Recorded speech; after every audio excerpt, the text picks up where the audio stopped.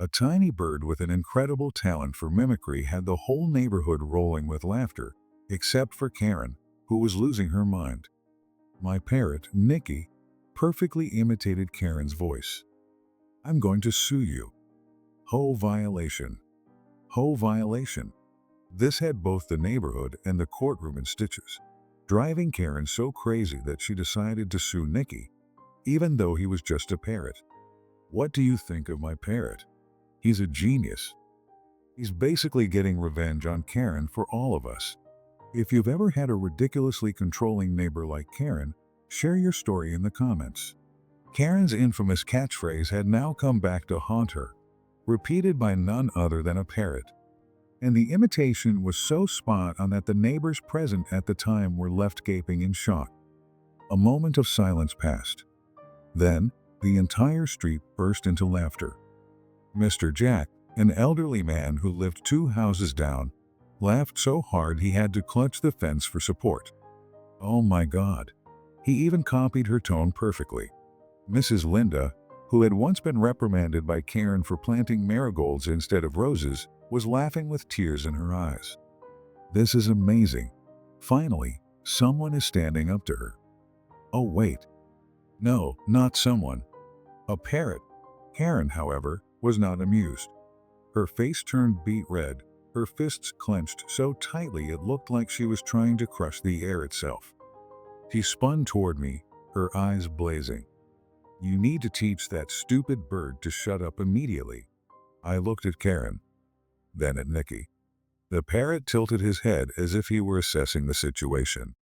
And then, just as Karen finished speaking, Nicky cleared his throat, exactly the way Karen always did before making a demand.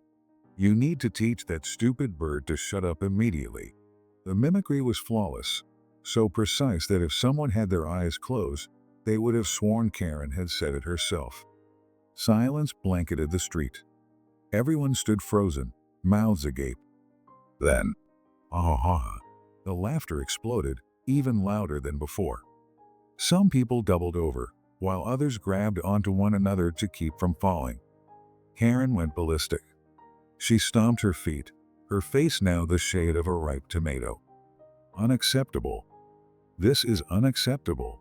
And, like a perfectly timed symphony, Nicky parroted her again. Unacceptable. This is unacceptable. Mrs. Linda clutched her stomach, gasping for breath. "Oh, John, you need to take this bird on a comedy tour." Karen glared at me, her eyes burning with fury. "I'm going to sue you. I'm going to sue you." And of course, "I'm going to sue you. I'm going to sue you." Nicky immediately echoed, making Karen scream in frustration before storming off. I shrugged, unable to hide my grin. I'm John, just an ordinary guy who wants to live peacefully with his brilliant parrot. I never intended to get caught up in neighborhood drama, but Karen didn't exactly give me a choice. Karen, better known as the Ho Queen, had turned our neighborhood into her personal kingdom, enforcing absurd rules that left everyone exasperated. No planting flowers in front yards unless they were Ho approved. No marigolds. Only white roses are allowed. I approved it at last year's home meeting.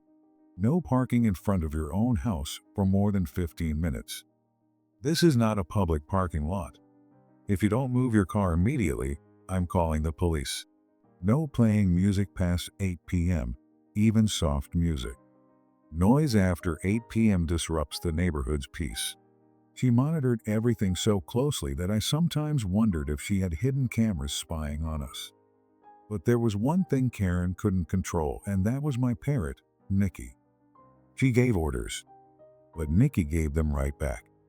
And that led us straight to court. Nothing escaped Karen's hawk-like eyes. She wasn't just an Ho president, she was a dictator in a floral print blazer, obsessed with control, ready to throw the entire neighborhood into turmoil over something as trivial as a blade of grass growing out of place. Ridiculous lawsuits had become her specialty. Mr. Jack, a retired cop, hadn't escaped her wrath either. She once formally warned him for painting his fence black. The Mitchell family had been dragged to court because their grass was exactly 3 centimeters taller than HOA regulations allowed. Mr. Mitchell, nearly 70 years old, hunched over with an old pair of gardening shears, could only groan when he received the citation. 3 centimeters? 3 centimeters, and she's suing? He lamented, while Mrs. Mitchell resorted to measuring each patch of grass every morning to ensure Karen wouldn't come after them again. Then there was Mrs. Linda, who got in trouble for putting up Christmas lights on November 25th, just one day after Thanksgiving. 1 day early, and that's a violation, she fumed, recalling the overly dramatic HOA notice. Displaying decorations outside the designated period disrupts the neighborhood's uniform aesthetic. But the most absurd, insane, and hilarious lawsuit was yet to come. Karen was about to sue a parrot. It all started on an otherwise ordinary morning, the kind where no one had yet lost their minds over HOA rules. I was enjoying my coffee, savoring the rare moment of peace when no complaints filled the air. But that peace didn't last. At exactly 7:30 a.m., like clockwork, Karen appeared. Her black and white polka dress swayed with each determined step. In her hands was a small black notebook where she meticulously recorded every HOA violation like a stern inspector on a mission. She marched down the sidewalk, scanning my yard as if hunting for a reason to issue a warning. And then she stopped, her brows furrowed, her eyes locked onto the fallen leaves in my yard as though they were a crime scene. She took a deep breath and pointed at me, her voice ringing out like a broken megaphone. "Oh, violation. Oh, violation. You need to clean those leaves immediately." But before her voice had even faded, a perfect echo rang out. "Oh, violation. Oh, violation." Karen froze. I froze. Her mouth fell open. Her eyes widened like 2 flying saucers. She whipped around, scanning for the source of the imitation. Then, I started laughing. It was Nicky. Perched on his wooden swing, my parrot lifted his head, his eyes glinting mischievously. He had copied Karen's voice so perfectly that even she couldn't tell the difference. And that was only the beginning of her nightmare. From that day on, every time Karen walked past my house, Nicky would shout, "Oh, violation. I'm going to sue you. I'm the HOA president. Everyone must obey me." And the entire neighborhood found it hilarious. Each morning, people gathered in front of my house as if watching a live comedy show. They stood there, eager to see how Karen would react to her own voice being thrown back at her. Karen, of course, was losing her mind. She showed up more and more frequently, each time red-faced with rage. "Make that stupid bird shut up," she shrieked, her voice nearly whistling like a boiling kettle. I shrugged, barely containing my laughter. I didn't teach him anything. He just repeats what he hears. But the angrier she got, the more she talked. And the more she talked, the more material Nicky had to mimic. One day, Karen finally snapped. And that's how I found myself holding a legal summons. Karen had officially sued me over a parrot. I couldn't believe my eyes as I read the lawsuit. Karen's reasoning: "This parrot has publicly humiliated me. The noise coming from John's house is a violation of HOA regulations. It has caused me emotional distress." I burst out laughing the moment I finished reading. But I wasn't the only one. News of the lawsuit spread like wildfire. Within a single day, it became the hottest topic in the neighborhood. Mr. Jack shook his head with a chuckle. "I've seen people sue for some ridiculous things, but suing a parrot? This is a new level of insanity." Mrs. Linda was practically buzzing with excitement, as if she were about to witness a Broadway performance. "I'm getting to the courthouse early. I need front row seats for this." And so, the trial became the most anticipated event of the year. People weren't showing up to witness justice being served. They were coming for the best live comedy performance of the season. The courtroom was packed, buzzing with excitement. Karen walked in with a smug expression, her posture exuding confidence. I, on the other hand, casually entered with Nicky's cage in hand. I had promised myself that I would keep him quiet for the duration of the trial. The proceedings began. The judge glanced at the case file, then looked up at Karen. "Mrs. Karen, you're suing a parrot?"